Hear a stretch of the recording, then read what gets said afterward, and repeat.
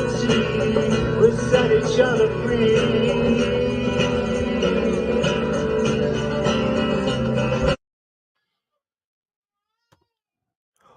Welcome, everybody, to another edition of the Eagles Nest podcast. We are filming live from southern Colorado in the San Luis Valley, just south of Crestone, Colorado, just south of Mount Blanca, just a few miles south of Mount Blanca. I wake up to it every morning out my front window of my living room. Oh, just a beautiful life. Beautiful life. And yeah, it's been crazy weather here lately. It's been raining ever since summer hit. The last few days of spring was really hot, and the first few days of summer has been wet and rainy and cold. Right around 60 degrees or so. So yeah, it's just been kind of nice weather around here actually. Sun normally around this time of year is really frying you. But yeah. So man, we had a great show here a few days ago. Another Coast to Coast PM show last Sunday with Jess Rogie, Gigi from the Jess Rogie Show, and Gigi from Shift Happens, and we even had Jason Quick come in a little bit before the last for the last half of it, and man, we got into some deep conversations and some fun conversations. Definitely got to do that again sometime. But oh man, tonight we got a zinger. I got Debz Shakti. She is a hypnotherapist. She is a spiritualist. She's a earth woman. She's connected to the stars and everything. A friend of mine over the past few weeks and months. I can honestly say that she's become a friend of mine, and man, she's gonna blow your mind tonight, guys. She was recently involved in a movie called Alien Abduction Answers. It featured Whitley Strieber and John Yost is the director producer. He's gonna be on. He's gonna be on next week on Tuesday, guys. So a little bit less than a week he's going to be on. I know he's listening right now. Looking forward to having you on, John, and hearing more about this amazing film. Grant Cameron signs off on it, and you know my feelings on Grant. Grant's a good friend of mine. Shout out to him. Hope you're listening. Hope this interview catches your ear, Grant. And yeah, man, this I'm looking forward to this conversation. But a little bit of who we got coming up, where I'm going to be, and then we're get Deb on here, and we're gonna get her on here, and then we're gonna watch the trailer for the show, and then we're gonna find out, you know, what got her into this work, and I want to hear about her work, and then I want to hear about this film. So we're gonna get into it tonight. 2 hours. We're gonna be here for till 9 o'clock Mountain Standard Time. And we're going to give you 2 hours of some amazing conversation. Just hold on, guys. It's going to be great. Coming up on Sunday, we got Sev Talk, MUFON investigator, and she's also she's mostly going to be talking about the MUFON symposium coming up in July, starting July 8th, 9th, and 10th, up here in Denver, Colorado.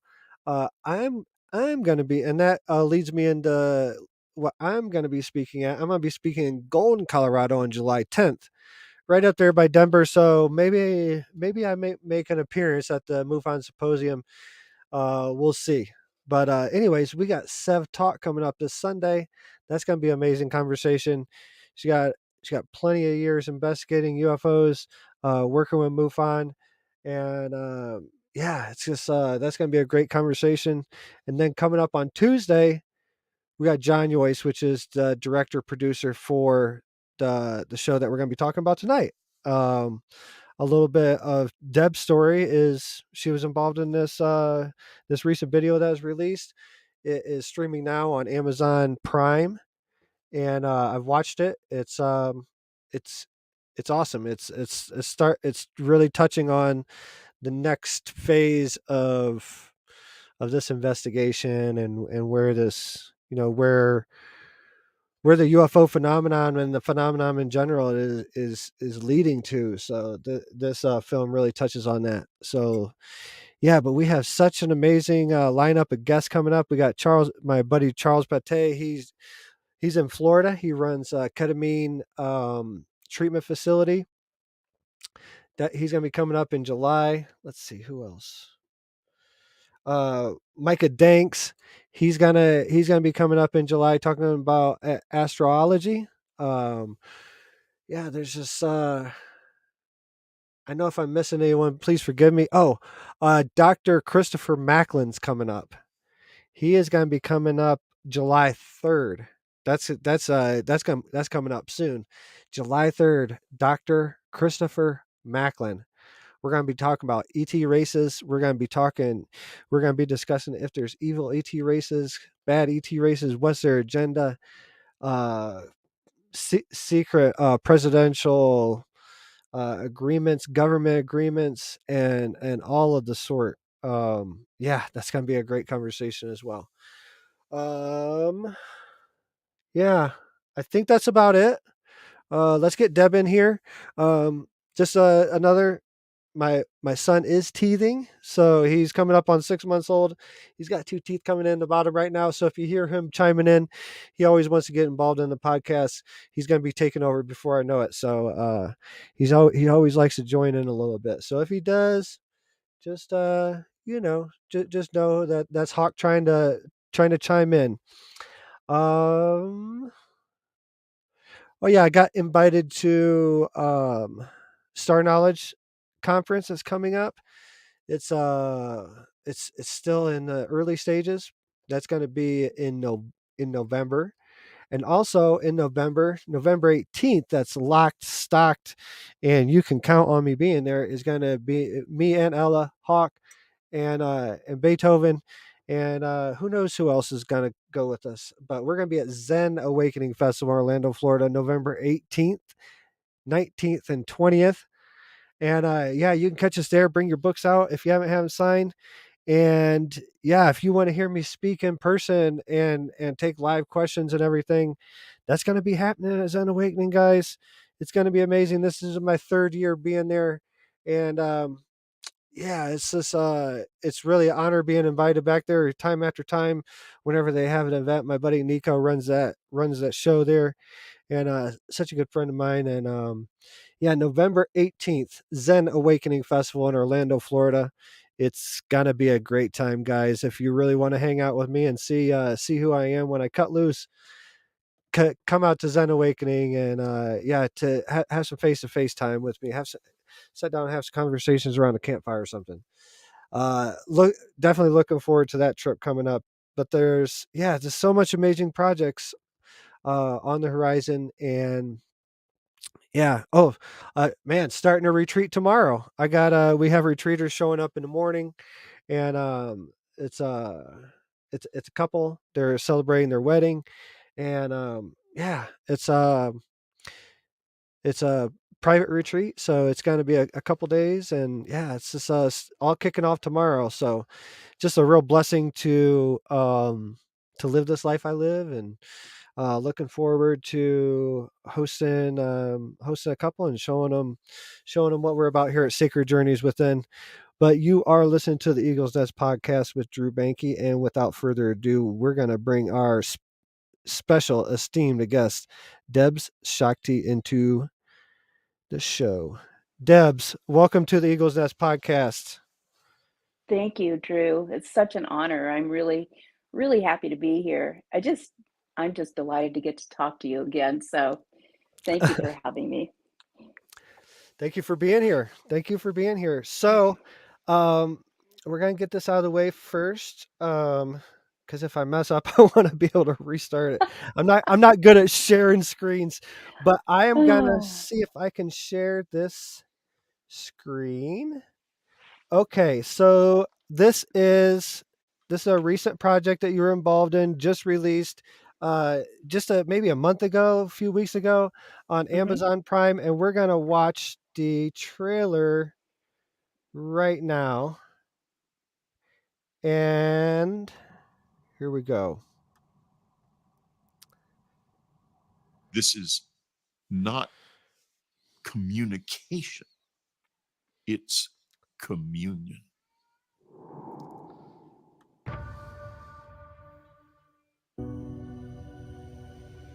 hundreds of thousands of people have claimed contact. That will change you. It changed me. Lost in between two worlds and two dreams.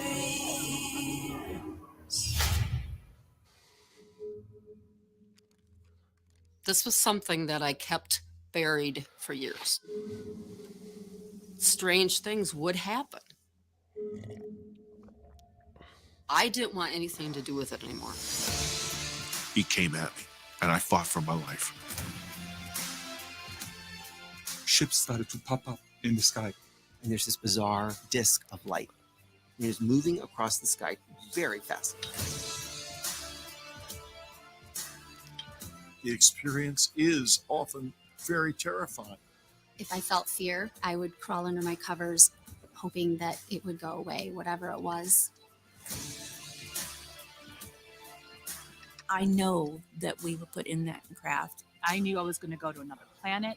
And the being was right next to my face. He saw two shadow beings. That's when I felt like I was going to die. I had a real encounter with something. Even if I had to live with the fear, is to know the truth, is to know.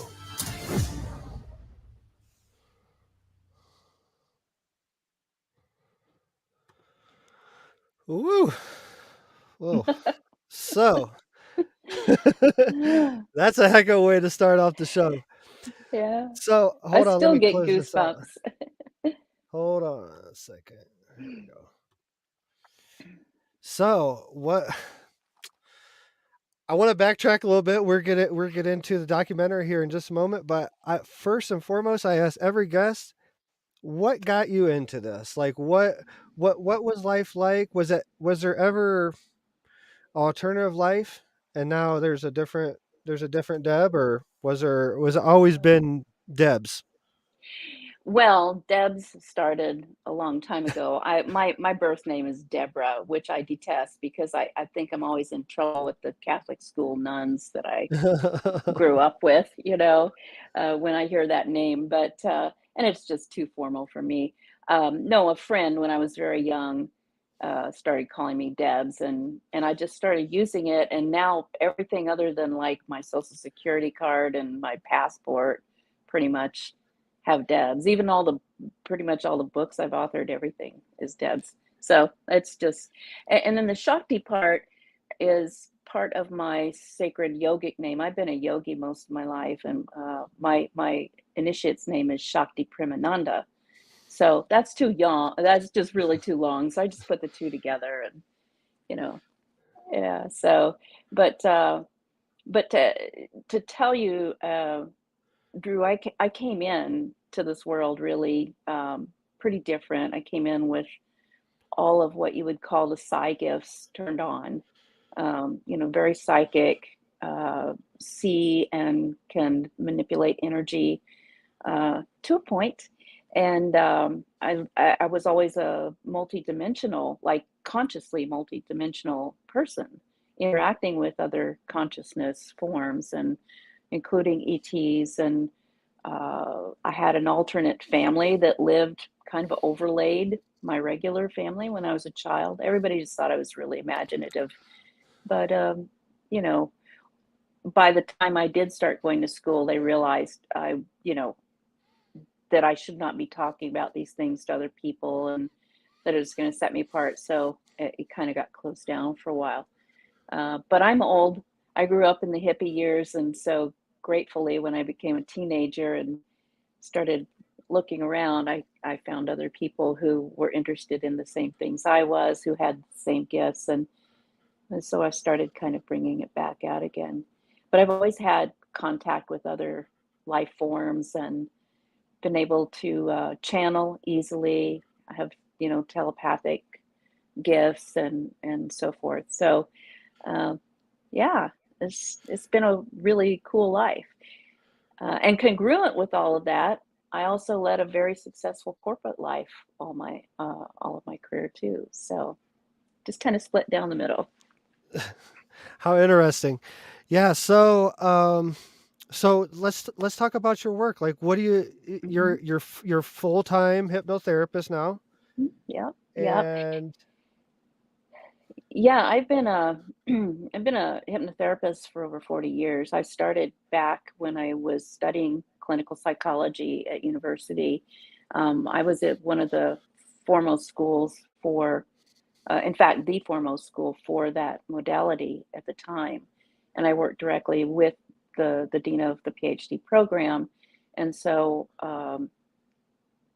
I went into clinical work and with hypnotherapy as the main focus, but then realized, he was my supervisor and he's telling me, you do great work, but you aren't going to be able to do all this other, they didn't call it woo-woo stuff. They just called it, alternative healing work and stuff. You can't do that in your sessions. The APA is not going to allow you to do that. So I just kind of went off on my own, and because I didn't feel like it was right to only give the client a scripted, structured session when, I'm sitting here seeing their energy field, giving me information and knowing, how to help them in different ways. So, I went off on my own and started calling it quantum hypnotherapy because it didn't just go back into certain instances of this lifetime, for instance, going back into their childhood. And in fact, back when I was doing this in the 70s, when we first started getting into it, even if you mentioned past lives, that was a brand new thing. I mean, people just in America, in the West, didn't talk about that thing. And it certainly wasn't accepted. Now it is in clinical, but you certainly don't hear what I was hearing even back then, where people were going to other planets, other dimensions, having memories of being other life forms, interacting with other life forms, and so forth. So I've always been very scientifically minded. I love to learn, and at the time was really getting into quantum physics because it kind of helped me understand the universe. And I realized what we're doing is we're tapping into the quantum field with this work, and bringing back information from all of the infinite other versions of these clients' selves, not just the one here. So that's where that name came from. And about 35 years later, realized, someone else asked me, have you ever studied under Dolores Cannon? You must have, has been doing this long. I had never heard of her. And I thought, dang it, I should have trademarked that name. Somebody else took the name. I started studying her and realized that not only did we have almost exactly the same modality, we were even using a lot of the same verbiage. So the main beings that I channel a lot of different beings, but the main group entity that I channel, called the Star Teachers, I just asked them one day, I said, what is this? How is it that some lady who has now passed on and lived, hundreds of miles away from me, and I both are doing the same thing? How is that possible? And they said, well, about 60 or 70 years ago, this method, this modality, this information got put into the Earth's collective consciousness grid. And only those who were at a certain frequency were able to perceive it and absorb it. And at the time, about 1,000 people or so did. And some did a lot of great stuff with it, like Dolores. And, some got it, thought it was cool, and then kind of forgot about it. It just depends on everybody's life. But, now we know there are thousands and thousands of people doing pretty much the same modality. Mine's a little different in that I have all of my clients do some prep work ahead of time, and we do it together, a process to activate the chakra system, balance it, and activate the pineal gland, which, helps us access the quantum a lot easier. It's breath work, it's mantra, it's meditation. So that's kind of a different piece than what Dolores did, but everything else is about the same, and we get the same results. So Yeah. uh, Well, I have two things. One, I got Amber is in the chat room and she's asking, is there any certain times that is best for connecting to a channel or just connecting? Is there oh, certain times of the day that's the best? you know, and I'm an old yogi, so I'm just going to tell you from the yogic standpoint, but I know that a lot of spiritual or traditional cultures will have the same answer. Anytime is perfect if you Hmm. are relaxed and allow yourself to tap into the universal stream of conscious awareness. But there is that time in the middle of the night or early morning around 3 o'clock in the morning. It's what I call the magic window. The yogis have a Sanskrit name for it, and the Buddhists have another name for it. But around 3 o'clock in the morning, if you find yourself waking up at that time in the morning, Amber, that's a time when you should just try to keep your eyes closed or not have a whole lot of light coming in, because again, that affects the pineal gland, which the ancients called the third eye. I call it the cosmic satellite dish. But if you can kind of keep light out of your eyes and go sit for meditation, you will be able to connect so much easier. You have a lot of your own hormonal cocktails that facilitate that, including DMT, believe it or not. The pineal gland produces its own DMT so that you can have that access. Um, so I would say try 3 in the morning if you're having trouble connecting, but also don't try. Just relax, Hmm. let it happen. Beautiful answer. The only Thank thing you. I'd add to that is maybe in the morning when the sun first comes up, Exactly. connecting to the sun. That's a huge energy source for Yeah. everything that we manifest here. So, but Yeah. yeah, I That's I my double favorite time. I'm a double Aries, so solar yeah. powered. The minute the sun hits, I'm in meditation. So, Yeah, so Amber's saying, yeah, she usually wakes up in between 1 and 3.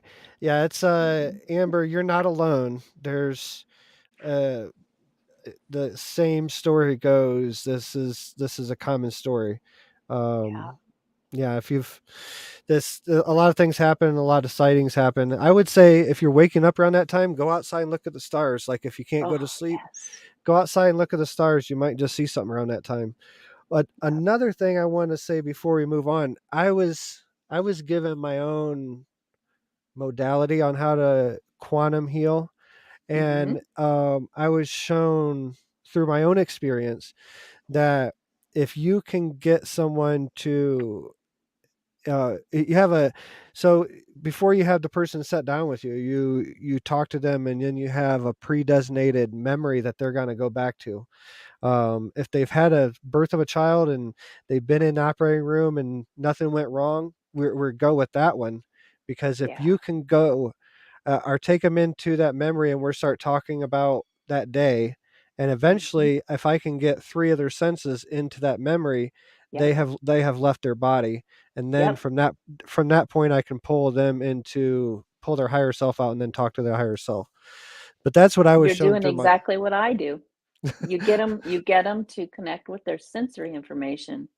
If you Mhm. can get them to describe all of those feeling states from their senses, you're in. Yeah. I've had I don't do it very often. That's not part I have so many other things in the wheelhouse that I haven't done that in Yeah. a while, but it's just amazing, like cuz after I was shown it through my experience, I was shown I could use it like if I needed it. But Hmm. I see some people over in the Facebook lives. Go over and check us out on YouTube, guys. If it's your first time here, if you're coming up on YouTube on Facebook Live, go over and follow Eagles Nest Podcast over in the YouTube channel, and swap over there if you want to boost the algorithm. Would appreciate it very much, guys. But yeah, man, this is such amazing work. So how did you and John meet? Like, and was this something? So it if you haven't checked out the film yet, you need to check out Alien Abduction Answers. It's on Prime. That's the trailer I just had on. John Yost is going to be on next Tuesday. He's a director producer and the main focus of it. And you had the honor of regressing him. So how did that divine connection come Oh, about? divine connection. That's all I can say. John Yost is, he has been in the film industry um, and in production for a long, long time. And he had another really great career before that. But I had heard of him because he was working on another project. You know, I'm big into contact. I've had my own contact group for decades, and before we were calling it CE5, and then everybody started calling it CE5. So I got into Dr. Greer and all of that, and it was it's kind of like calling cotton swabs Band-Aids, no matter what brand it is. Everybody calls it Band-Aid or Q-tip, excuse me, now. So, but anyway, I was big into I've always been big into contact. I don't just have a local group in Kansas City where I live, but am a member of several other national larger groups, and some international groups. And a friend of mine had been highly involved in the making of a film that John was involved in. And he said, I've got this friend, and we were at a retreat together in uh, a contact retreat, a CE5 training retreat. And we were in circle one night, and I didn't know it, but I started channeling some beings who were there. I mean, and that's a wild story. They literally put up a kind of force field, a wall of mist around us that one of our videographers and photographers actually photographed with several different types of cameras. And we had tons of activity. It was incredible. It was an incredible time. But right in the middle of I think it was the last night in Circle, I started channeling those beings. And they gave a huge message, not just for the group, but for the world. And my friend Marcel started very early on noticing that, it wasn't me talking, and he got an audio recorder and stuck it right underneath me until it was over.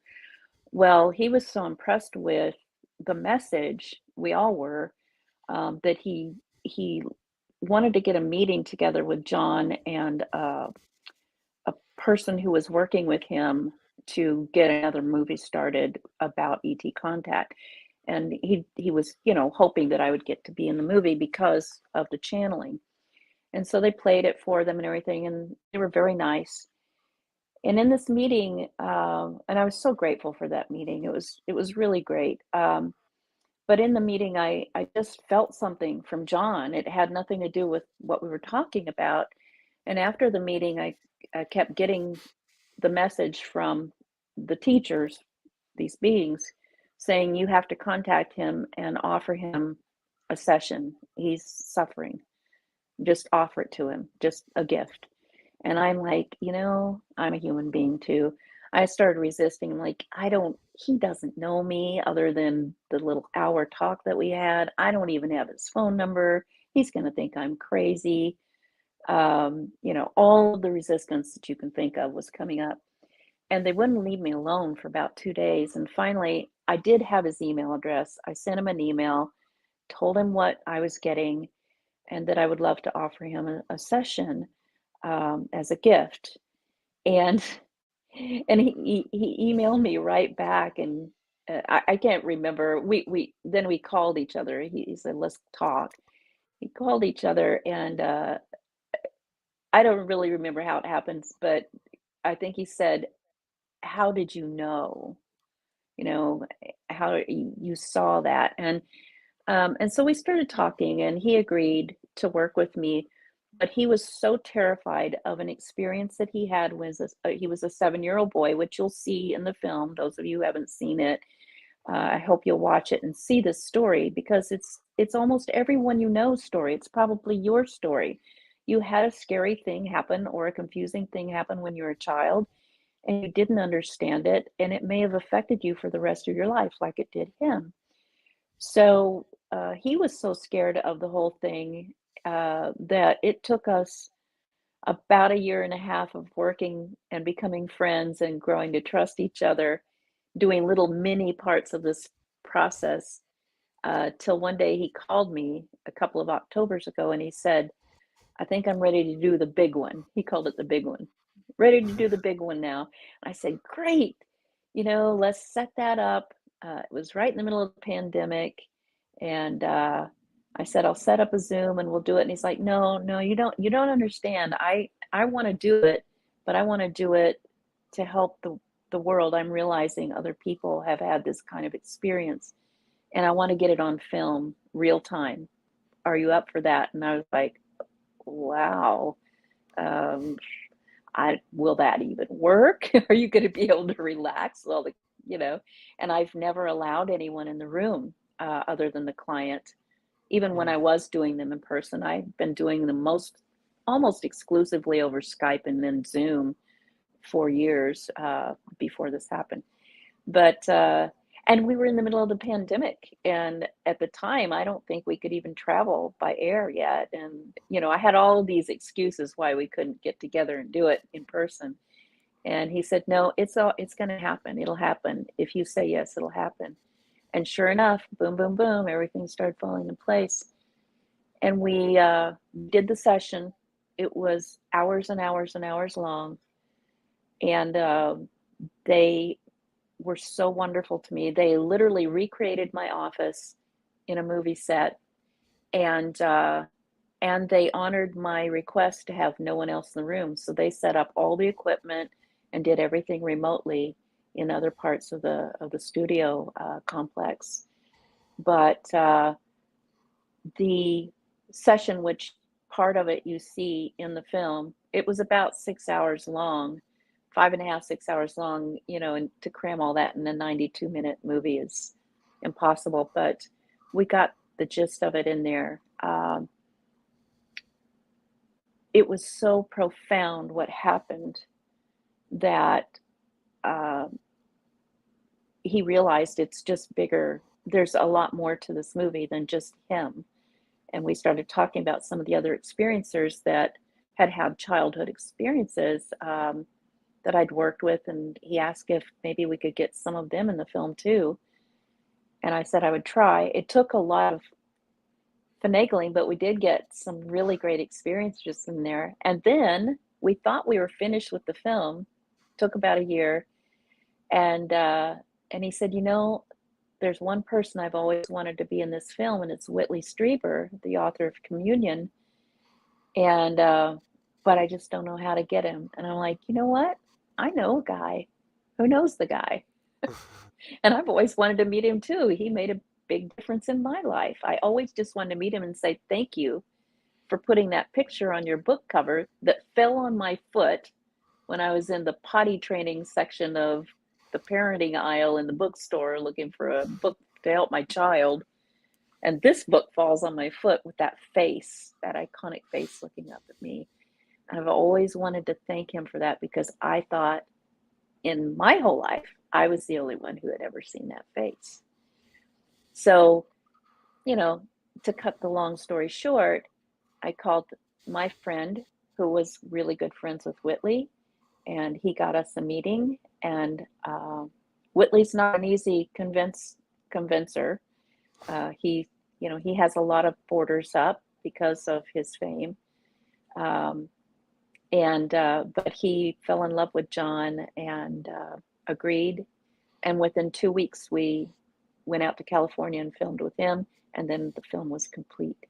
So that's how that happened. It's the most outlandish thing I could ever, in my wildest imagination, have dreamt up.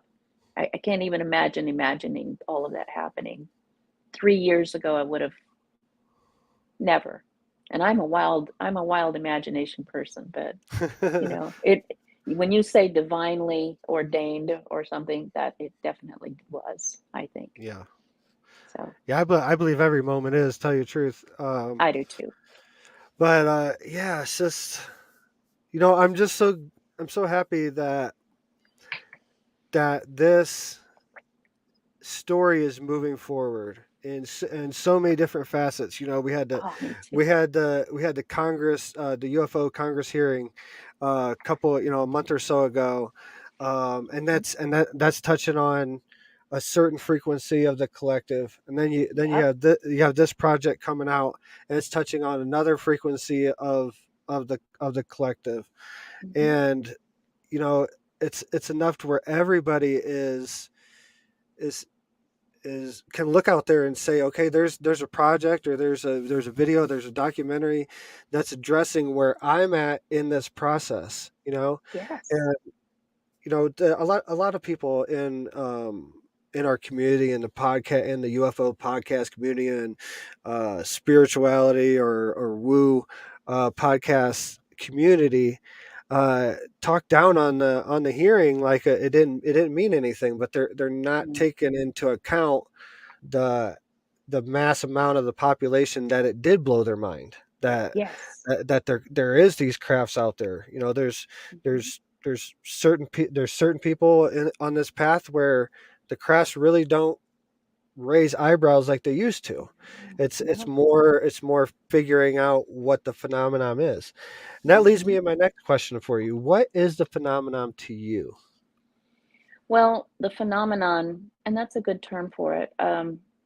I believe it is quantum consciousness. And what I mean by that is, again, if you study quantum physics, it tells us that there are infinite amounts of universes, and in each of those universes, there are infinite versions of you and of everything. And so it's just this fractal, holographic manifestation. It's one organism, and yet it presents itself, just as you were saying a minute ago about, the different types of people being turned on by the different types of media and things that we're talking about with these experiences. I believe that the phenomenon is quantum consciousness, and it presents itself in the way that is best suited for the vibrational state that each person is in. And we know this too. Whitley has said it. Graham Hancock has said it. A lot of people have said it, that back in the medieval times, their manifestation of the phenomenon were fairies and the good folk, and elves or whatever, dragons. In ancient times, there were therianthropic manifestations of half man, half beast coming, and but even in the most ancient cave drawings and some of the oldest art that we have, there are pictures of space beings or star beings or beings that look like astronauts. Even a lot of the old Catholic art that you see, there's always a spaceship in the background. There, uh, the Mayans have it, the Aztecs have it, the people up in Siberia do. So this, but it's all relating to what the belief system is of the time and where people are in their own evolutionary state. So, again, back in medieval times, they came across as fairies. In Victorian times, they came across as ghosts or spirits or wraiths. When the psychics would call someone in a seance, it was kind of this misty form or whatever. And, then we come into modern times. We learn how to fly airplanes. We started experimenting with rockets, and suddenly there are flying saucers everywhere. And now they're even more elegantly formed, and the beings are much more, how shall I say, diversified, depending on who is having the encounter. You know, a lot of the times when I first work with people, and I've had this experience a million times myself, because I have had experiences since birth, I guess. Um, but especially when I talk to people, if they have a memory of seeing a being at all, or when we're first into the regression, they say, "Oh, it's an owl. It's a giant owl with big black eyes." Well, you know, so we call that a screen memory. And it's kind of a protective device that the psyche puts up, because what the phenomenon might look like in the form that it really presents itself in the physical here might be so shocking that it would traumatize the person. So it picks something that's kind of like it, but not so scary. So, you know, and I believe as we become higher in our own frequencies, as we all start to raise up in our consciousness and perhaps do more spiritual practice and become more service to others, we will see them as more, you know, pure forms, or, you know, like religious people who uh, interacted with them saw them as angels, or a manifestation of the Virgin Mary, even, you know, because that's the frequency they were in. Those were the glasses they had on. So, would you say that? And whenever I get to this point, I don't want to cause an argument, like, but with my listeners, because I know that, like, the experience is very real. You know, I know from my experience it's Yes. very real. Yeah. But I have come, I this is my theory, that these are are kind of storylines that we visualize for ourselves, and so we can work out things like I had a, you know, face-to-face encounter near Chaco Canyon. That experience taught me multidimensionality. You know, Yes. I, the the mind-blowing thing was the lesson.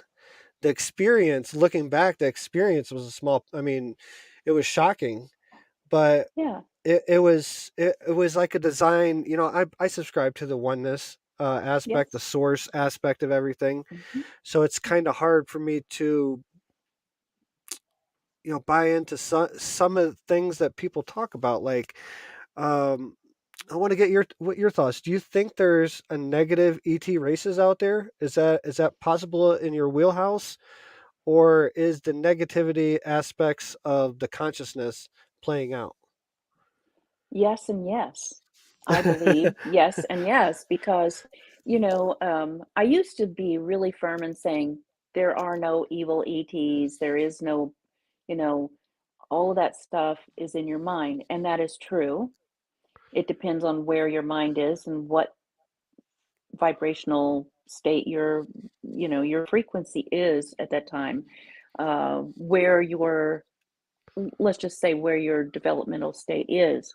But I will say that, you know, what I have learned, and I've had two NDEs. I can't remember if you have had, Drew, or not, but I know you've had a lot of mystical experiences. So you probably have the same experience that I have of leaving the body, and, you know, taking off the spacesuit and maybe leaving for good, and then you get pulled back.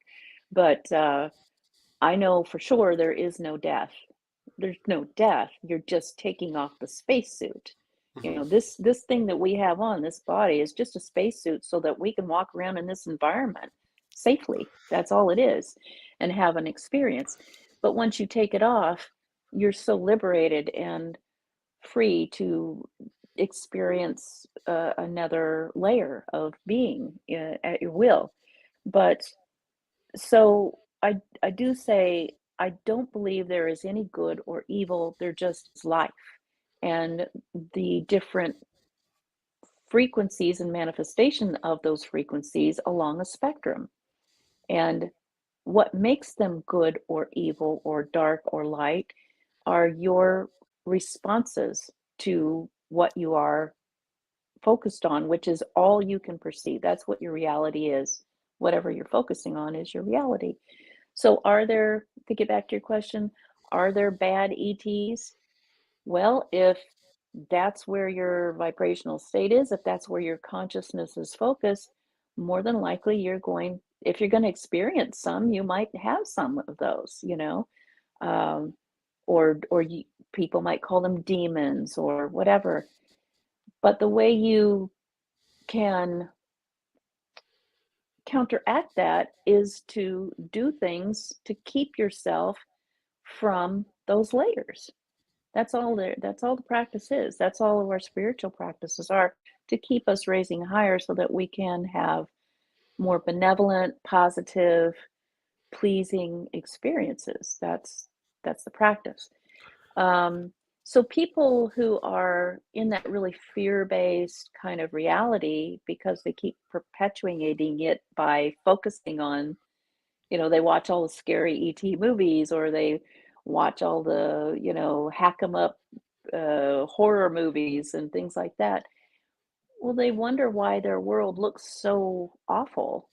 It's because, you know, their higher self, source, whatever you want to call it, the universe gives you literally what you uh, hone your focus in on.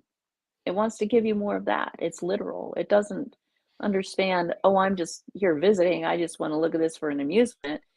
They're like, oh, they're looking at that evil reptilian, sucking babies out of women. So Mhm. let's give them more of that, Yeah. So, or, people who believe in alien invasion and all of that, if they keep watching all of the news stories that say there's going to be an alien invasion and they're going to invade our military airspace and blah, blah, blah, well, that's what they're going to see. It's all programming, they're Yep. Yep. man, the media is trying to get us all to agree on something so it can manifest, and it's using each and every one of our little conductors of energy, trying to mine it enough to get this story rolling. To You know, sustain that focus in the greater part of the population. And so you understand, this is a technology. It's technology. it's a technology. We Yeah. Dr. Emoto, broke this and showed the world with Messages water, in water. Hmm. and where that same glass of water that was part of that experiment, and we can be changed the same way. I think Yeah. I mentioned this on every single guest I have on, because I want It's people to so hear it. important. Like, it's Yeah. so important. It's so we have the energy flowing through us, like, and they've been mining Yes. it. They've been mining it from us. They start in Hmm. kindergarten, when they start raising our hand and Yep. making us pray and pledge allegiance, literally pledge allegiance to a piece of fabric, and I got caught up in the whole thing. And I it's designed to funnel young men into the military Yeah. industrial complex, Yep. where they put us to war, and then they wash the money for their secret projects at war. I seen it firsthand. Oh, I've yeah. I've seen Connexes, shipping containers full of products that were off the books, so we could Oh, lose man. we could lose the money. I saw it firsthand in Iraq, so I know it didn't make sense to me then what was going on, but looking back, like, there's a reason why I saw all that in Iraq, like, Yes. and put it together later on, like, to see the whole story. And And so you could you speak know it like you are now.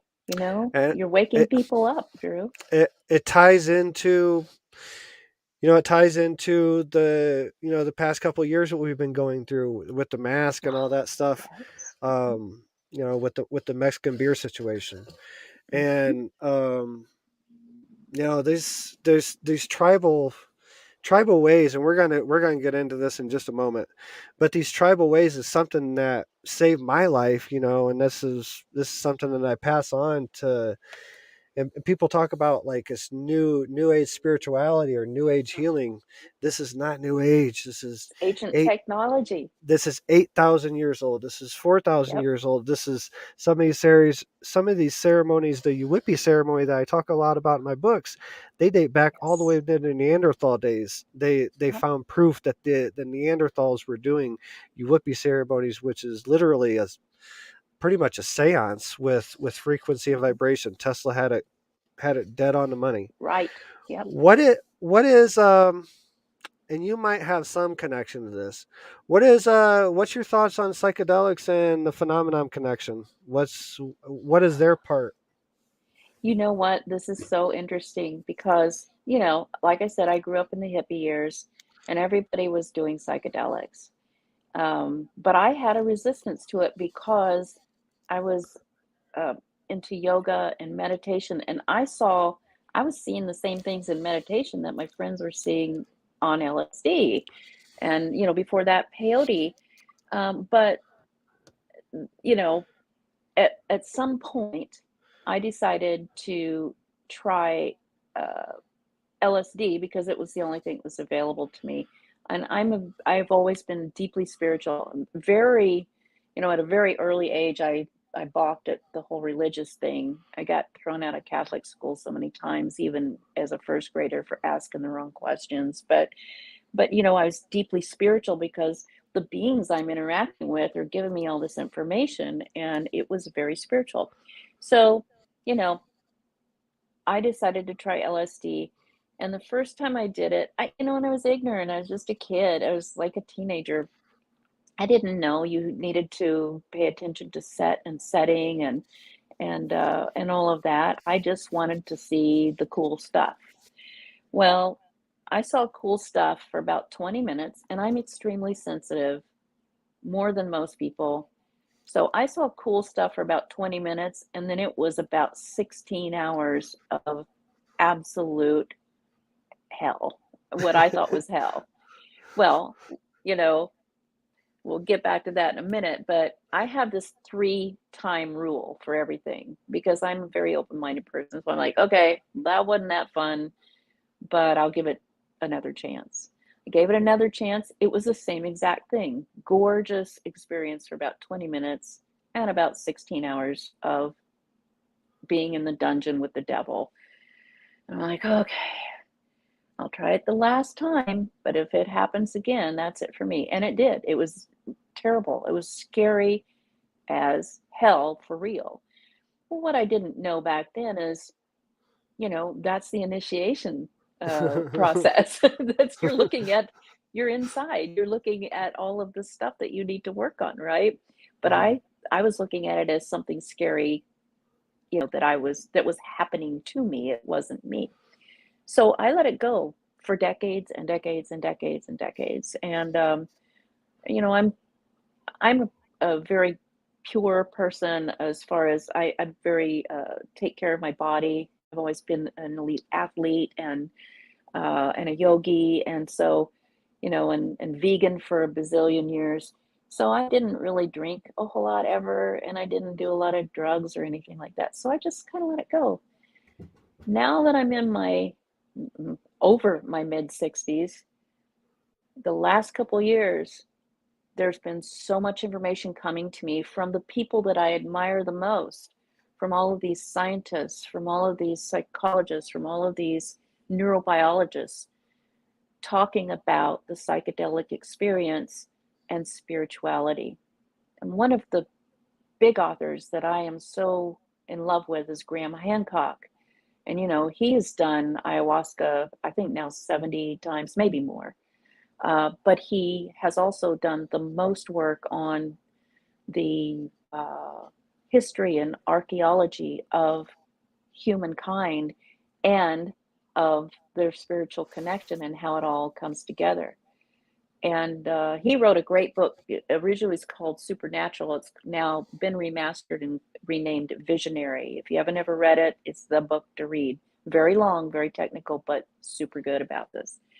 But what I will say is, because of Graham and some other great neurobiologists that I have studied and interact with from Johns Hopkins and Harvard Medical School, I'm highly involved in some of their work. I started thinking, well, this is stupid for me to be studying all this stuff and talking about it and not having the experience myself. It's kind of a, what do you call it, hypocritical. So I've been having some light experiences myself, mostly microdosing and inadvertently not microdosing, and realizing Oh my goodness. Oh my goodness. My cosmic egg has been cracked open far wider than I ever could have done it without the help of these teachers.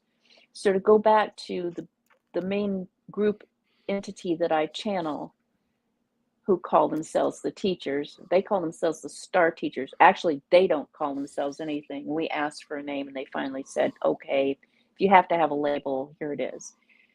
So they're the star teachers, and suddenly I started having an intimate, personal, direct relationship with these plant teachers.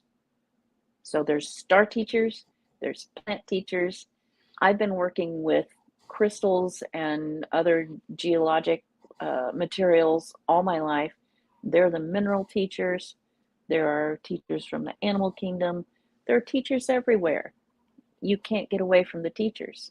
And the more you try to hide them by calling them something else, like, oh, that's just a plant, the more strict and direct the teacher becomes, and people are just bonking you on your head.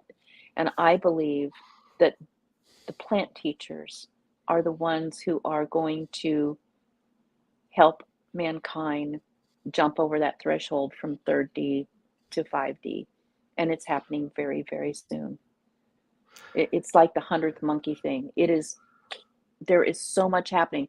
On the ET side, you see a contact consciousness coming in to mainstream, like we were talking about earlier, from every direction. Now, so are the psychedelics or the plant teachers, what we're calling the teachers. We have a comment in the chat room. Have several comments, but I'm gonna ever try ayahuasca. So Well, this must be a new listener on Eagles Nest podcast. yeah. Or And I don't know if they're addressing me or both of us. So I'm pretty sure they're talking to you, but okay. yeah, anyone that knows me at all. Yeah. Yeah.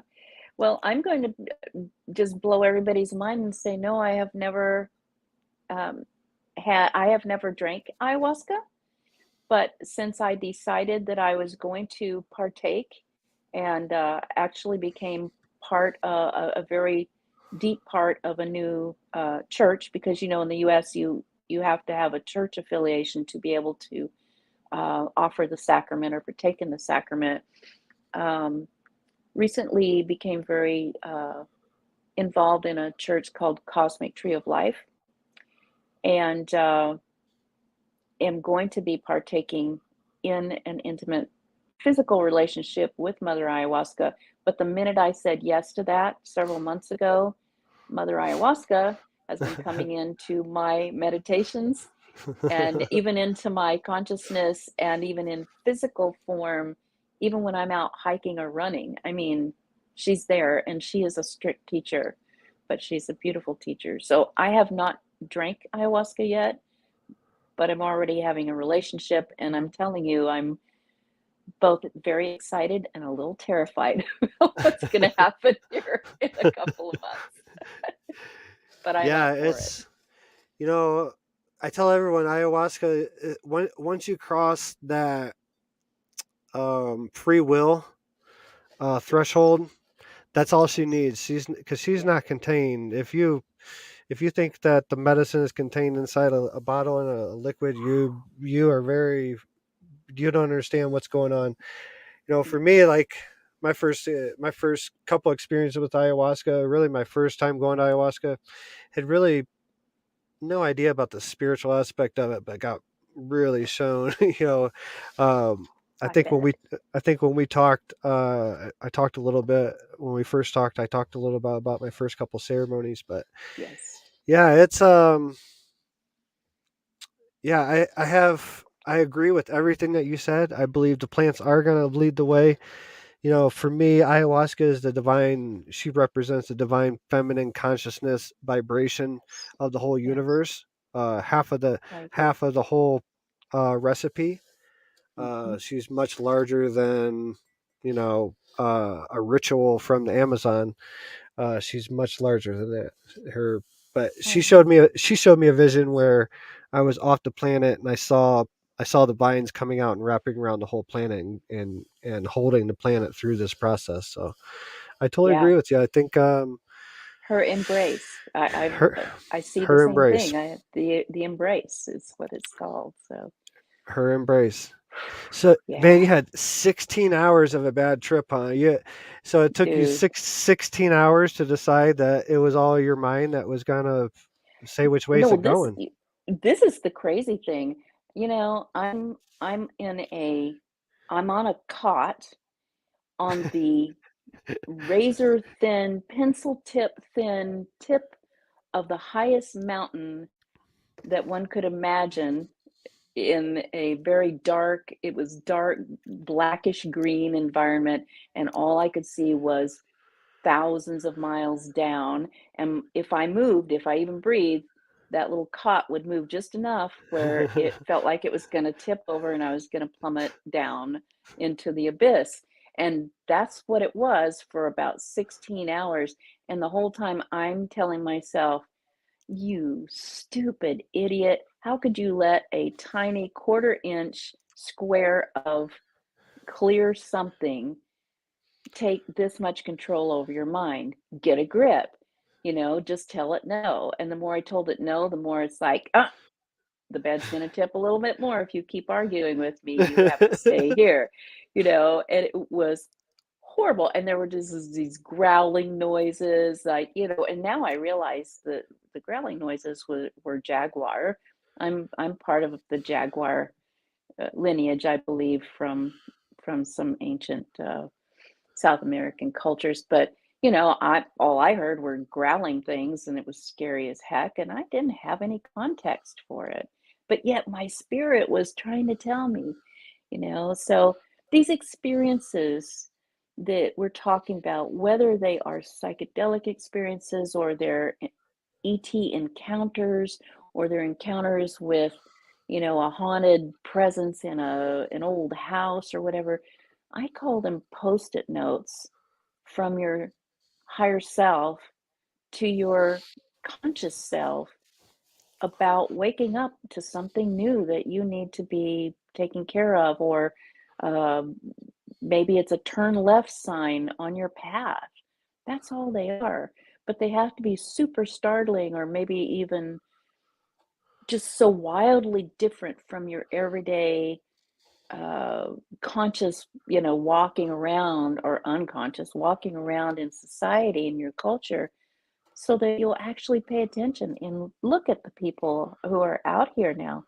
They're so numbed down by everything, and there's so much stimuli coming in that it has to be something pretty unique and different, or shocking even, to get their attention. So I think that's why you're seeing all of this interest now.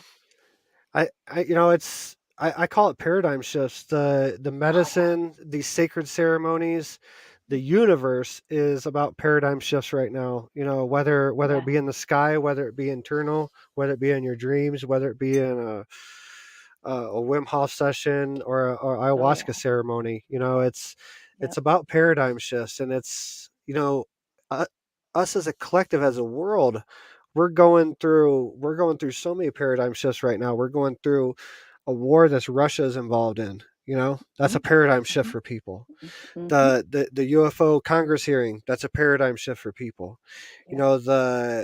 There's flooding. It's weird. I know that on Earth we've been through so many cycles of flooding, Hmm. and I see what possibly could be the beginning of another stage of flooding.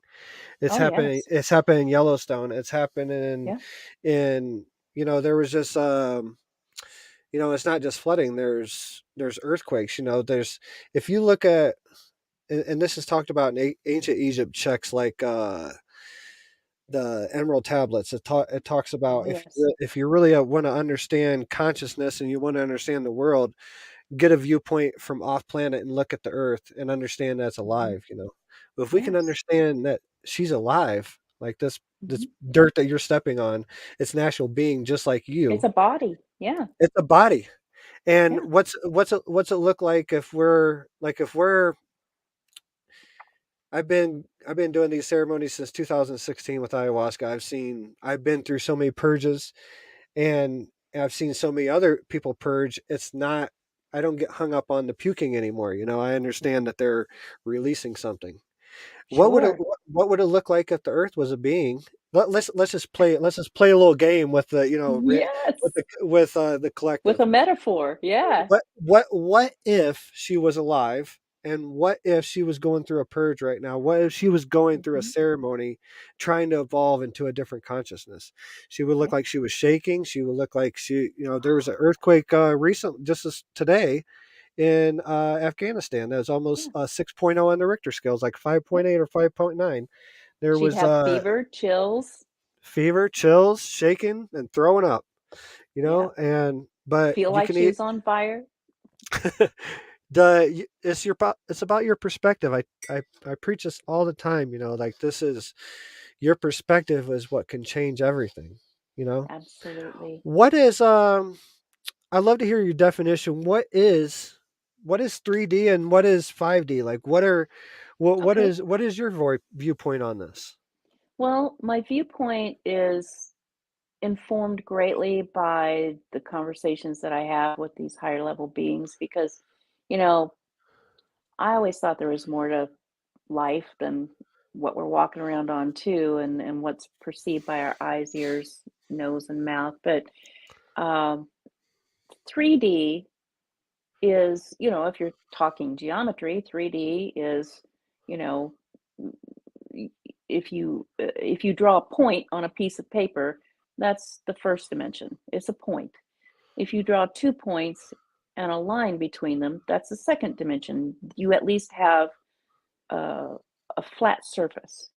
3D brings the points up so that they have height, width, and depth. There, in other words, there's physicality there.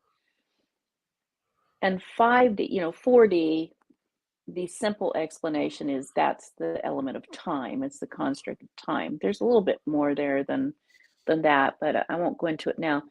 5D is where you, in your own frequency, or as a planet, even as a collective, bring your focus up to a sustained place of perception where duality does not exist anymore.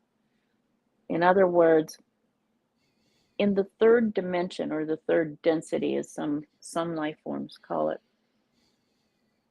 this is just like it's like an experimental science lab. It's just one little construct, and what holds it together are time and duality, because it gives you contrast, and all of these things, and gravity. These things hold this construct together. It's a very slow vibrational frequency, and it has to be so that things can seem solid. I mean, just take a look. Water is, H2O. That's the chemical composition. It is hydrogen and oxygen. It's a liquid. Water's a liquid. But if you pour that water in an ice cube tray and put it in the freezer for a couple hours, it slows its vibrational frequency down enough to become a solid, and it's frozen, and we call it ice. It's still the same chemical composition, H2O, but it's slower moving. If you put that in a pot on a stove and heat it up, it becomes liquid again, and then eventually it starts to boil and it turns into steam and dissolves up into the atmosphere as a gas. It's still H2O, but it's in a higher vibrational state of frequency. It's moving faster in its molecules so that it can be liberated from that very slow moving or almost still state. So that's where we are in this physical third density. It's very slow moving. If you've ever had a dream, and I know you have, Drew, and you've experienced it in your other, visionary states, when you are out of your body and you even just have the thought, Not even the thought, I want to fly, just the thought, fly, you're flying, right? You don't have to wait to learn how to build an airplane and figure out aerodynamics and all that. You just fly in your consciousness. That's because in that vibrational state, your desire is instantaneous with your consciousness. But here in this density, if I want to fly, at least today, if I decided I wanted to fly, I would have to get online, look for a flight, buy an airplane ticket, get my stuff, drive to the airport, blah, blah, blah, blah, blah, before I could get into a mechanical device to get up in the air and fly. My body still couldn't fly. So all of those things take steps. They're very slow moving. You're still right? fighting gravity even at that You're point. Like, you're still fighting gravity. You have to get enough velocity mm, and be streamlined enough to not have too much drag so that you can get up in the air, right? mhm. So that's what third density physics is. But when you move past needing to think about time, when you get into a flow state, for instance, the flow state is nothing more than not needing, or you're just not aware of time, you're no longer aware of your body, and you're no longer paying attention to your outer environment. When you are in that flow state, you are in 5D. And the only reason we are not all in 5D now, we are, but we're not focusing in a sustained way on 5D. We might be in 12,032D, because we're in all the different frequencies, in all different versions of our being, but it's where you are sustaining your focus that is your current reality, or what we call your reality. So we're already there, and that's one of the messages that the teachers try to tell us, is that you've already accomplished this. In other words, you've already, you've set the goal that you want to have peace on earth and goodwill towards men and everybody having perfect abundance and living in harmony and all of those good, happy, new agey kind of things. But what most people don't realize is we already have done it. We just can't sustain our focus upon that particular version. But we're getting there. We're starting to understand it's a choice. And yet we get stuck here because we're addicted to the comfort zone of the familiar, even though it might be very uncomfortable. But I think that's the difference between 3D and 5D, at least from my perception. And I can go into it a little bit more. I call this the science lab, but sometimes I call it the escape room. Have you ever played one of those escape room games, or you heard I about them? have. I have. A group goes into those escape rooms, and it's kind of like the game Clue, right? You have to Mhm. look for clues and until you can find the key to get out, and then when you get out, you have a party, right? You have a victory party. Well, let's think about third dimensional Earth life as an escape room game. And if you've ever played that game, a really smart person can figure out all the clues by themselves, but it takes a long time, and then it's not much fun. But if everybody in the escape room works together Mhm. and puts their answers to the clues together, they get out really quickly and they can go have a victory party a lot sooner. They're not stuck in that room for hours and hours, and sometimes it becomes scary even. So that's all this is. We're learning how to work the escape room game by working together Mhm. despite all our differences. It doesn't look like we are right now, but I'm telling you we are, and we're getting really close. Really close. So I got a few things. I got John in the chat room. He posted a John question. Yost. Yeah. So is your higher self 5D or something else? So I've went back and forth on this for a while. Mhm. Now I just subscribe to the source thing, but Mhm. at one point I thought there was soul spaces, like we all have our individual soul space, but Mm, I eventually let go of all that, and yeah. that was holding me back from moving forward. I realized, but let me hear your take on this. And Whew. Well, John, yes and yes. Uh, that's my answer to everything these days. The higher self, or what we call source, the singularity, let's just say God, divine, whatever you want to call it, the highest point of vibrational frequency is um, beyond definition of density. It has no density. So I would say it is, if you're going to say what layer it's way above 5D. It's infinite D. But the higher self is everywhere, all the time, forever, all at once, just as you are. So yeah, it is in 5D. It is part of 5D. so what there is so there's a scientific aspect to this phenomenon that's that's about frequency and vibration, but there's also this biblical or prophetic, you know, Mm-hmm. God type of thing going on as well. There's so many things that's happened to me that I can't explain, but that that it shakes me. I was thinking today Sure. about on the way back from town. Me and my wife went to town, and I had to run some errands and go to the grocery store. And on the way back, I started thinking about like 11 and 20 and just numbers, just trying to figure out number sequences for things Mm-hmm. coming up. And I look over at my clock, and my clock is 11:21. It's like Yeah. it's right before noon, and the numbers I'm thinking popped up. So it's like there's this woo aspect that's not meant to be understood.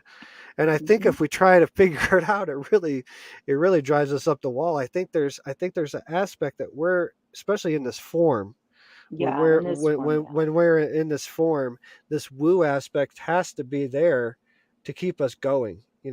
It Like does. I told the story the other night. I interviewed Brad Olson, and for Oh the yeah. viewers that don't know Brad Olson, he's a world traveler. He's been to Antarctica. He's seen things in person that most of us only Google about. And afterwards, my mind was just reeling. I went outside and smoked a joint, and I live in Colorado, so I can say that. So I went Of outside course. and smoked a joint, and calming down after my interview, and looked up at the stars, and I was speaking to the stars. I was like, man, it's been a while since I've seen a ship. It'd be nice if I see one. If you guys can hear my show, if you guys can hear the Eagles Nest podcast, show me a ship.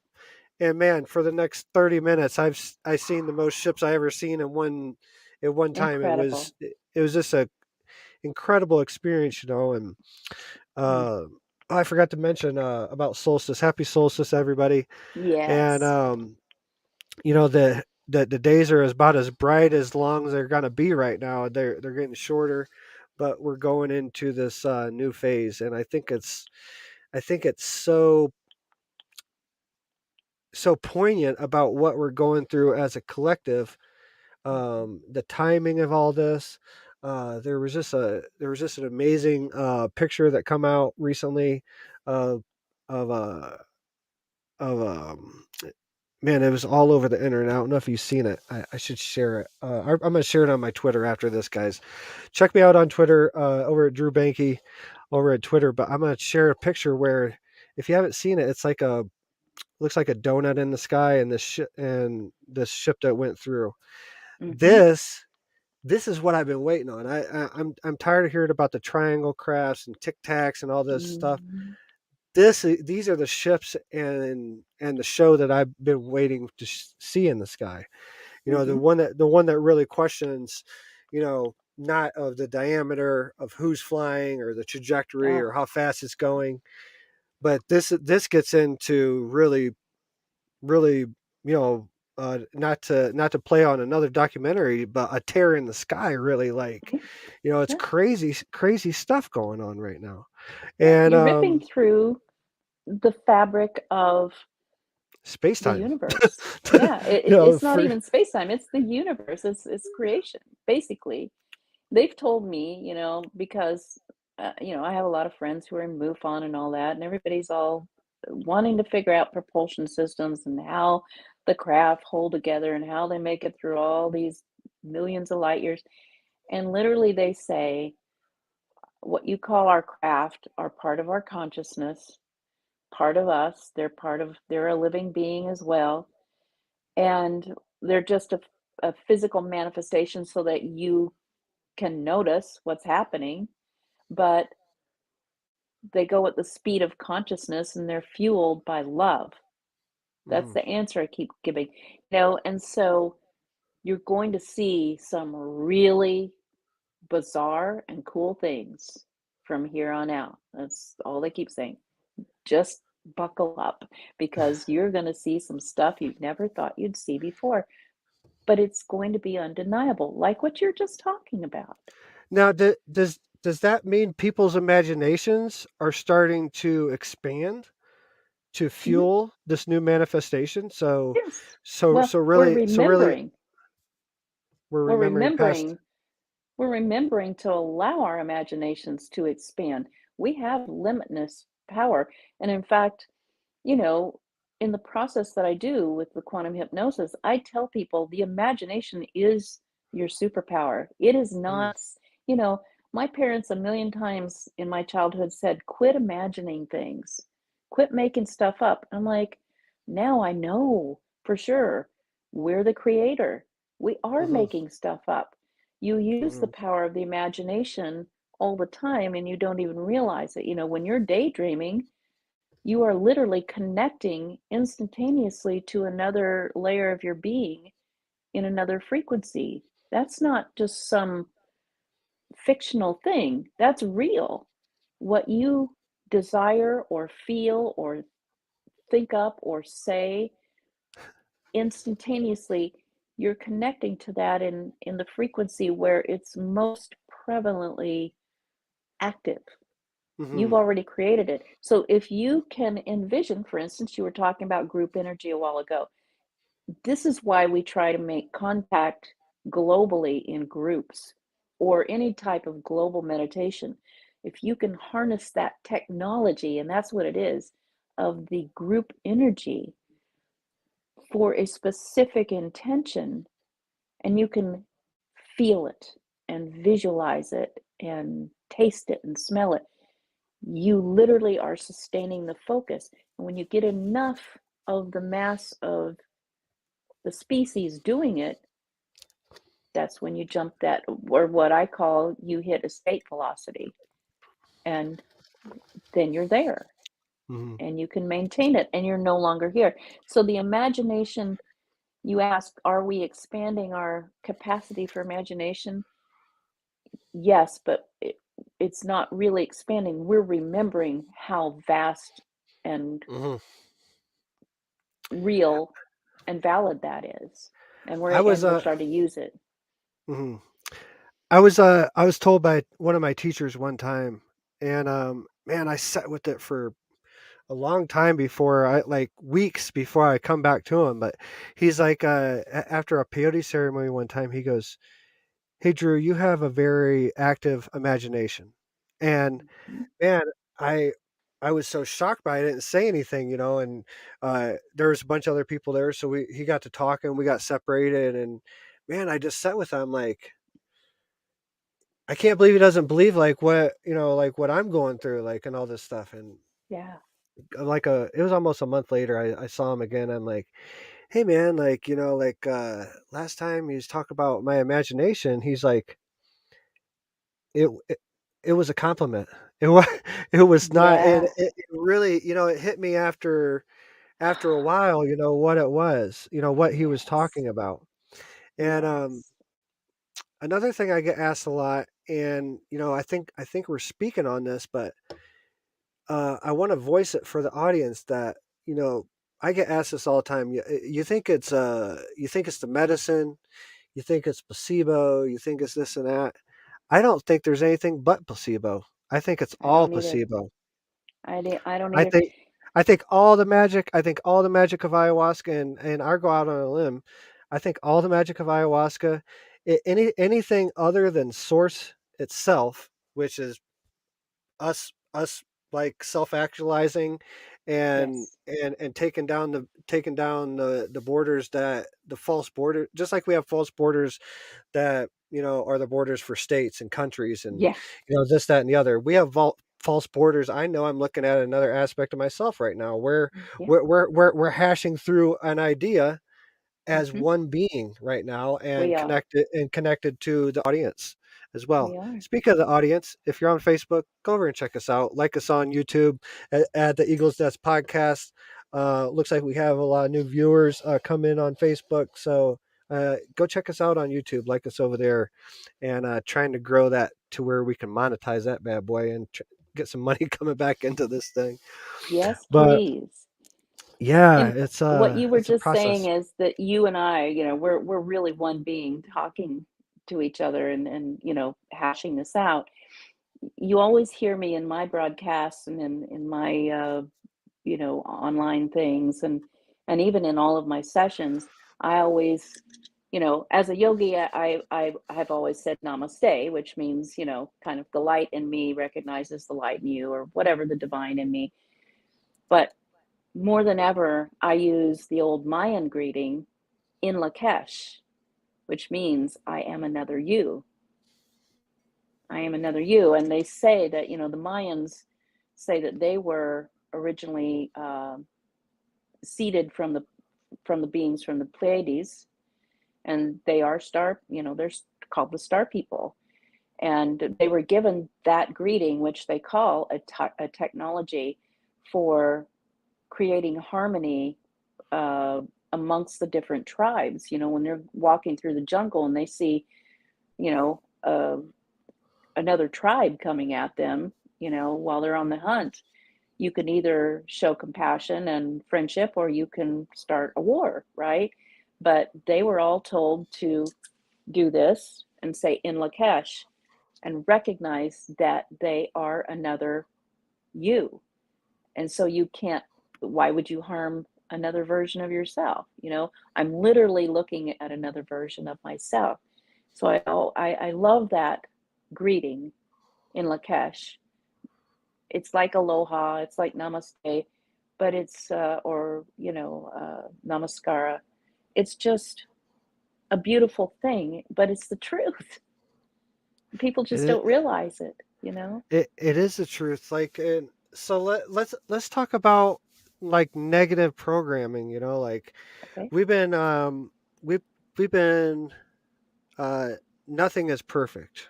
No, Let's just dissect this one. not in this place. Nothing is perfect, but when we go into ceremony, or any of these, when we talk to our higher self or anything, like the message keeps coming through that everything's divine, and it's only your perception's off. That's right. So this is it. I think that I would love to look up like when this term come about in the mainstream, as we all decided that this was the truth, that nothing is perfect. But I feel that's like one of the biggest lies and biggest psyops that's happened Hmm. in our Ever. history. It is the biggest psyop, because if you believe the lie that nothing is perfect, that you're not perfect, then you're controllable, Hmm. right? You can be sold things to help you feel like you're getting closer to perfection, or, fitting in. Everyone is running after the carrot on the stick here, but they're starting to wake up. And that thing that you call the pandemic, a couple years ago, really had got people starting thinking, because it was a huge pattern interrupt. Hmm. They all of a sudden, the hamster wheel stopped, and they had to sit with themselves for a while, and they They had to started go. looking They around, had to and go they inside. they had to Literally, had go to go inside. inside. It was like the whole planet drank ayahuasca, but they didn't even drink ayahuasca. They just had to be with themselves. And when they started looking at that, they thought, wow, I can do things differently. I never realized I could.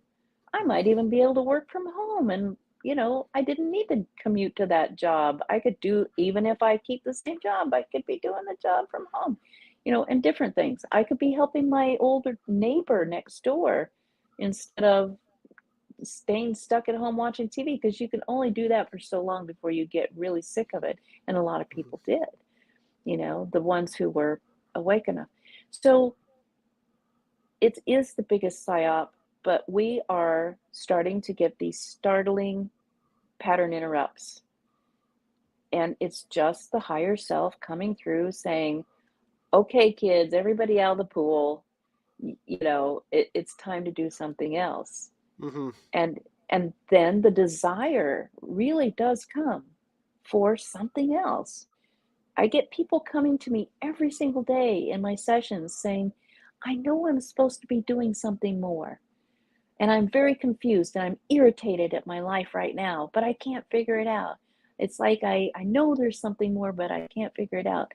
And by the end of the session, they figured it out because they took time just to sit there and think about it and talk about it to another version of themselves.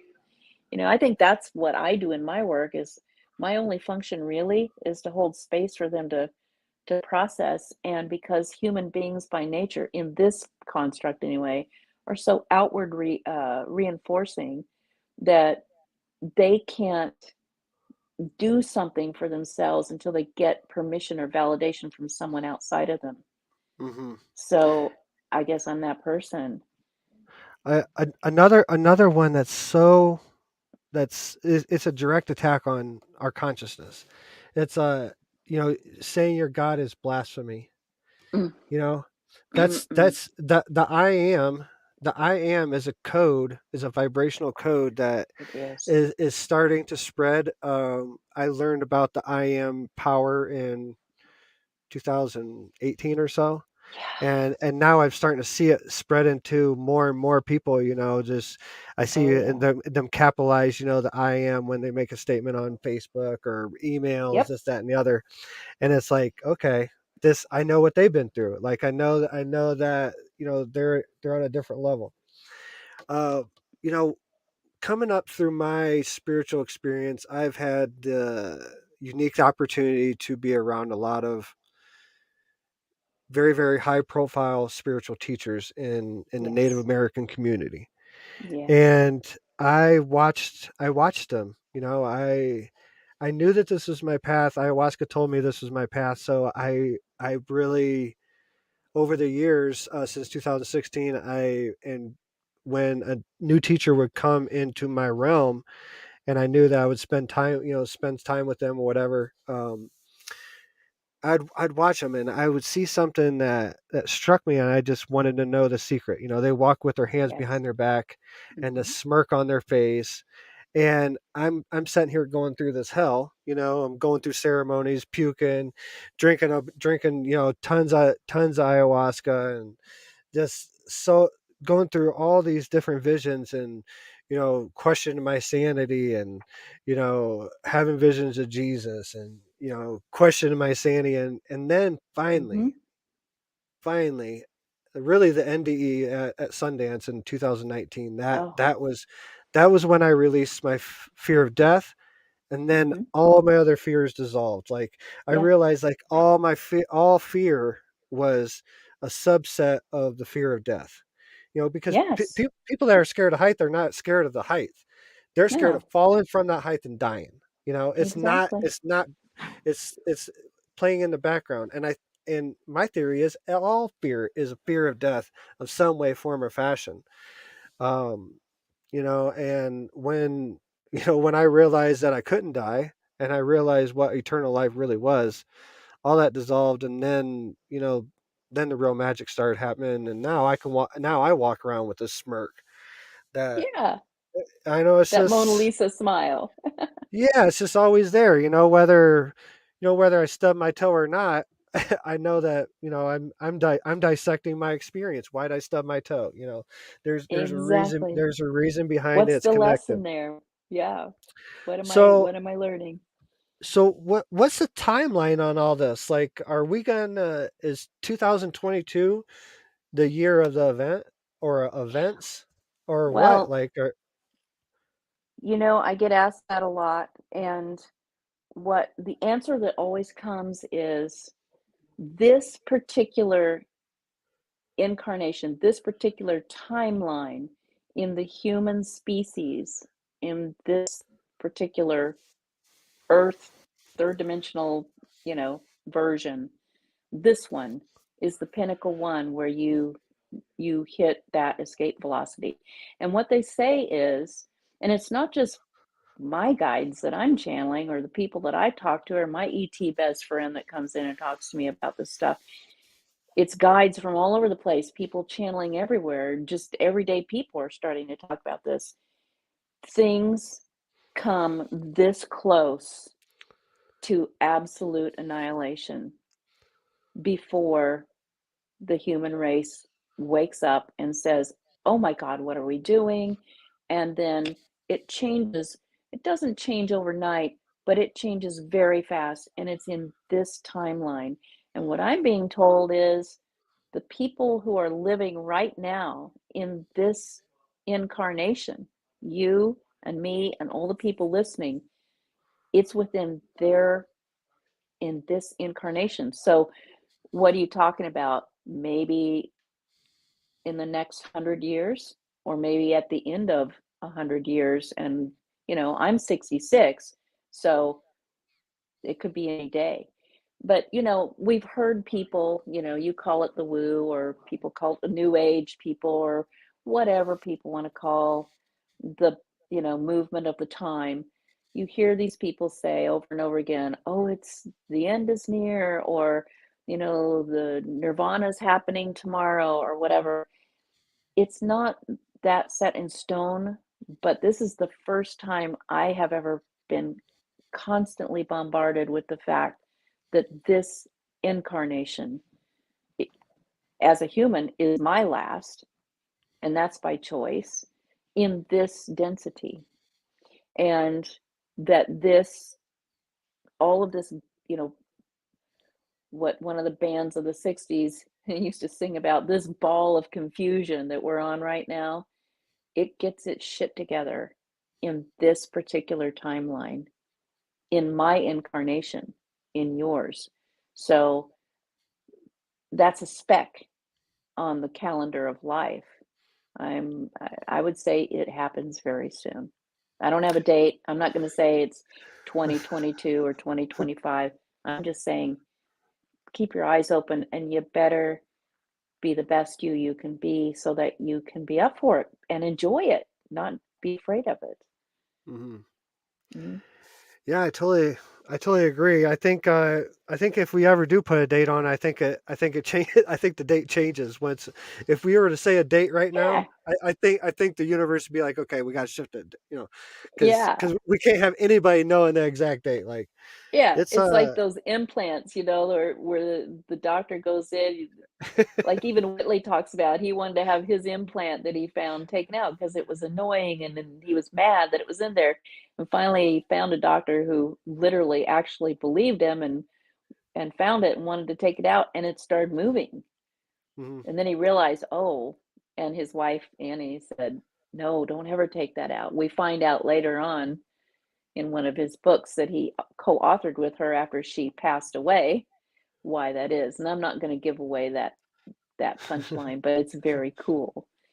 But yeah, I agree Yeah. with you. The minute here's the thing.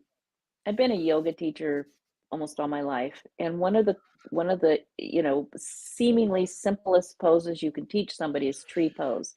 Are you familiar with that one, Drew, where you Mhm. stand on one foot, you put the other foot up into your inner thigh, and or even your calf, and then if you can get enough grounding and balance, you lift your arms up and you just look like a tree standing there, right? And it's supposed to be majestic and relaxing and everything. Well, as a teacher, my observation is when I teach tree pose, especially the new people and the people who are still pretty attached to ego and they're outward referring, they want the other people in the class to see that they're doing well, or maybe they want to please the teacher. they're going to try really hard to nail that pose. And the harder they try to get tree pose, the more the body starts to tense up, and it tenses up, and they start sweating, and then they start shaking, and then they lose their balance and fall over.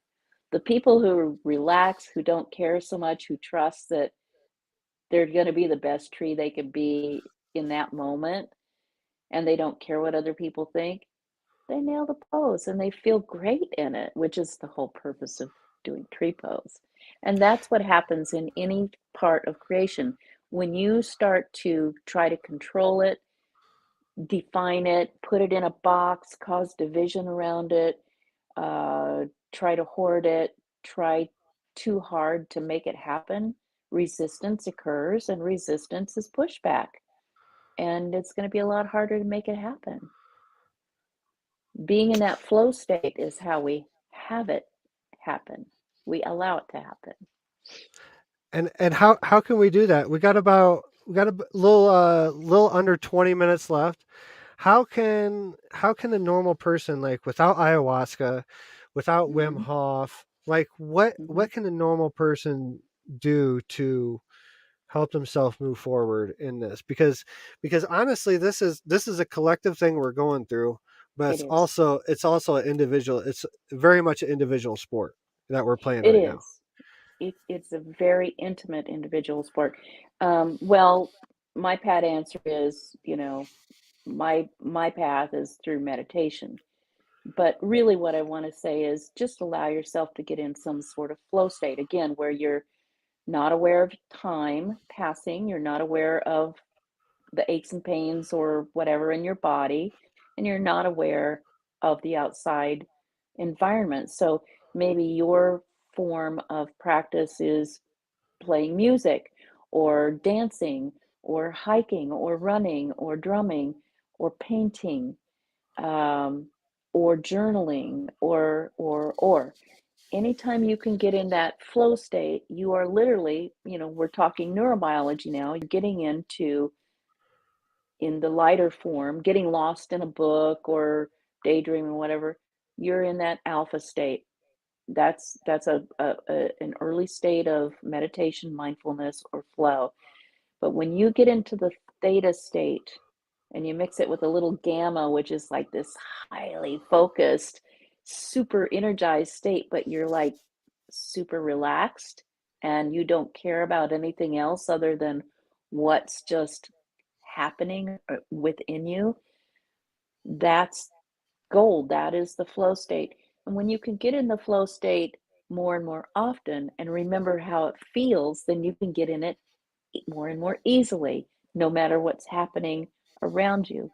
When you're in that state, life literally flows perfectly with you, and that's how you start attaining the things that you desire.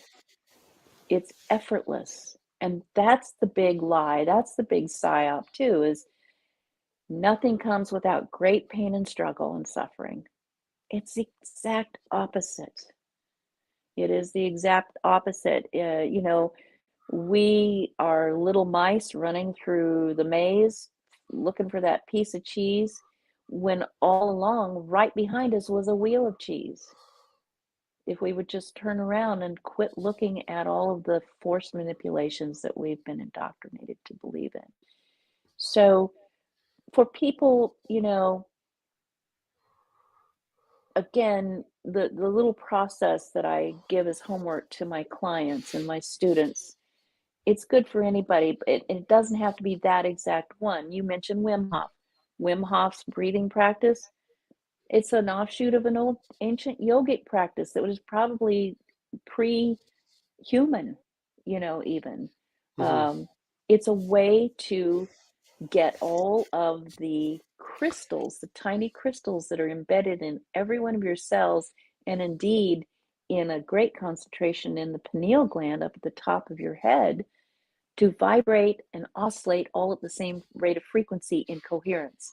And when you can do that via pressure or electrical charge or whatever, you create the piezoelectrical effect. And that's a scientific term for your vibrating crystals all at the same time become into coherence, and suddenly you have the ability to transmit and receive radio signals or signals of some sort. Well, that's what happens in the pineal gland. That's why the ancient mystics always called that the third eye. That is how you connect to source. That's how you connect to the quantum field. It's how you connect to all the other iterations of yourself. So I firmly believe if somebody really wants to up their game right now, to learn how to use some of that wonderful technology of breath work, of mantra sound, using your vocal cords, singing, chanting, toning, that also causes that coherent vibration in the body, not just of the crystals, but the water in the cells, going back to Dr. Emoto's work. And again, when you get that coherency, really cool stuff starts to happen. And when you start doing it in groups, that's when the real fun starts happening. Mm-hmm. So, if anybody's interested in by the way, in the little process that I give my students and my clients, just contact me. I'll send it to you for free. I have a little tutorial out there on my YouTube channel. The Happy to send it to you. the scroller at the bottom has her website, and then it has the link to the Facebook for the recent For the documentary film. she's in. Yeah, for the Yeah. film. Yeah. One thing, All my channels are on my website. You can contact me anywhere there. right on. Yeah.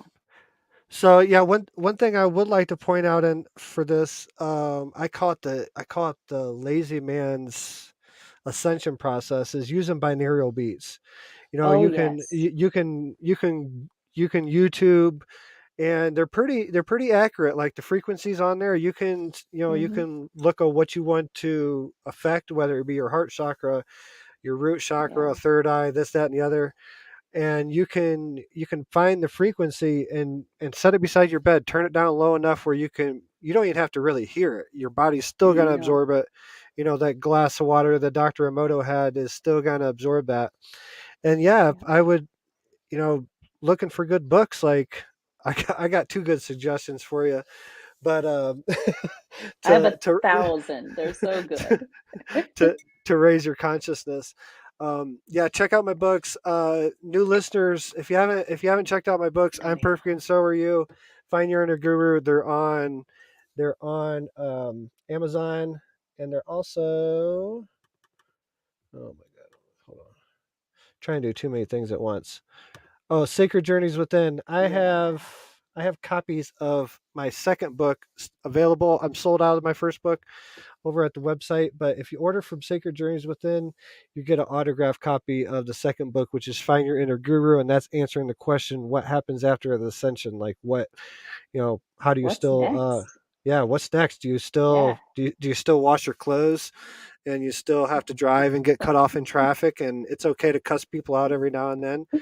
But no, but no, that's just a part of yourself that you're going through. So that's the second book. Yeah, for the new listeners, check them out. If you haven't, those are work of So art. good. Oh, They're so good. I y- just finished the first one, and now that I know I can get a signed version of the second one, I'm gonna get it from the website instead of Amazon. right on.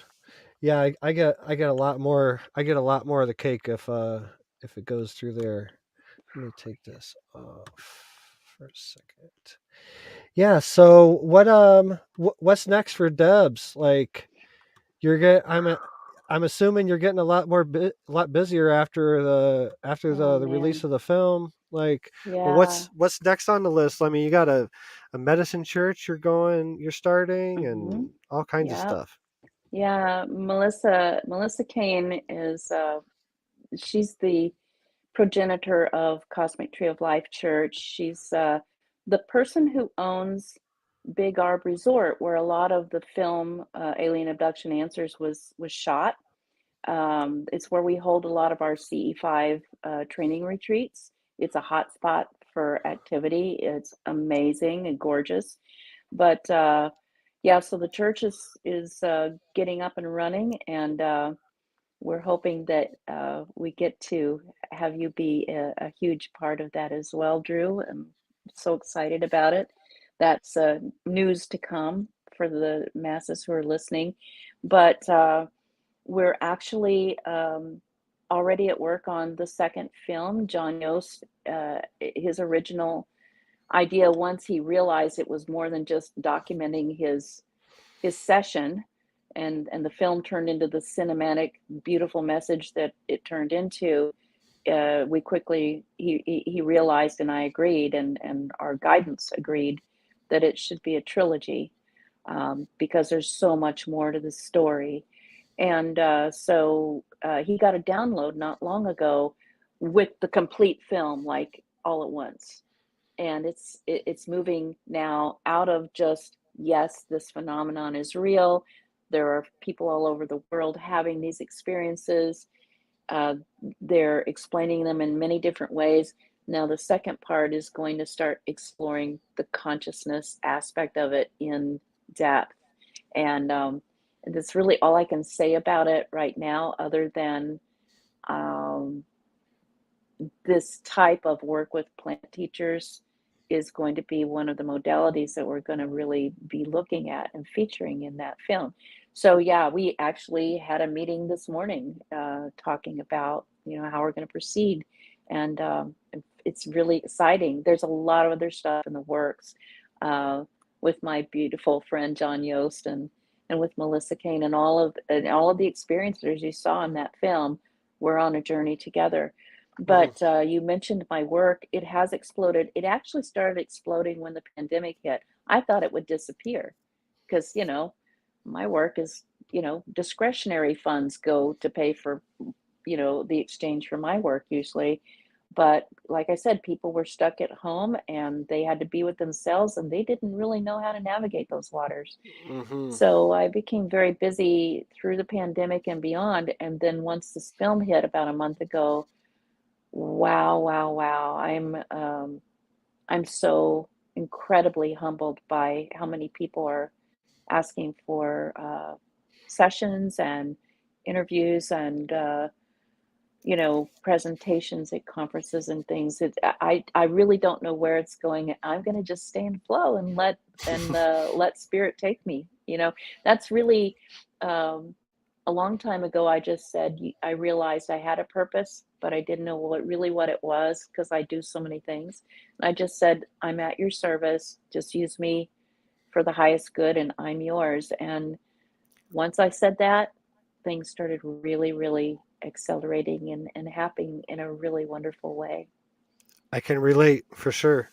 It's free will is a huge, huge. It's the way I was told it was one of four laws that govern all creation. The free Mhm. will, and Mhm. nothing can happen with that unless we decide. And Yep. you know, I made a mistake of that. I don't know if it's a mistake, but it's divine.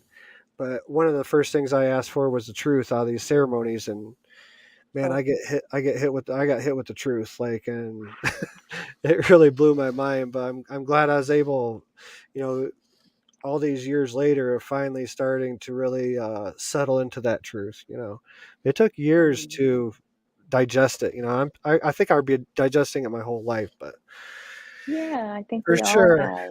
for I'm sure. so glad that you're through the part enough where you can be so visible and be so much of a guide for other people.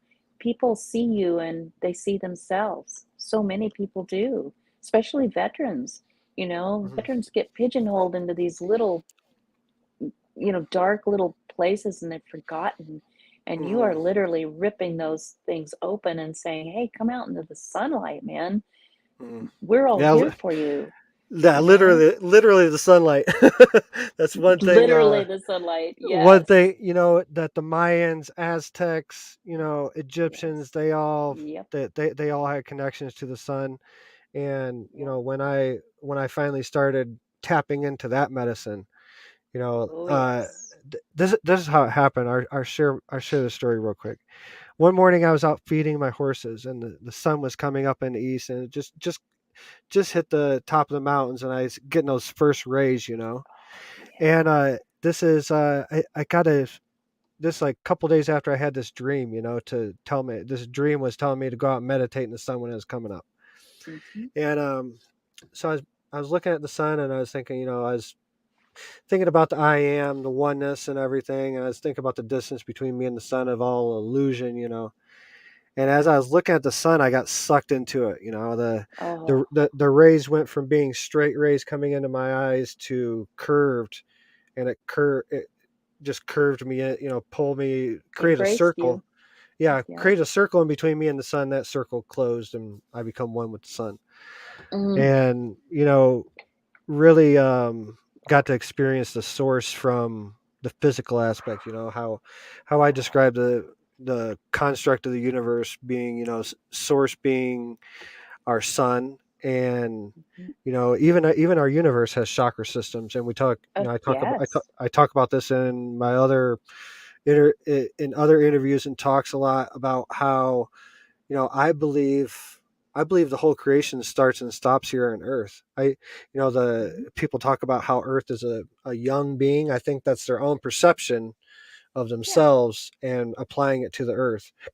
I was shown that it's all manifesting from our minds and consciousness. So it's manifesting Mhm. from this Earth, and you know, the Earth being the heart chakra of our solar system.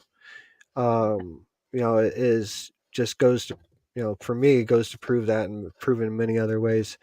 But man, we're right out of time. And Oh man. Deb, I want to thank you, and I got to have you Thank back on. you.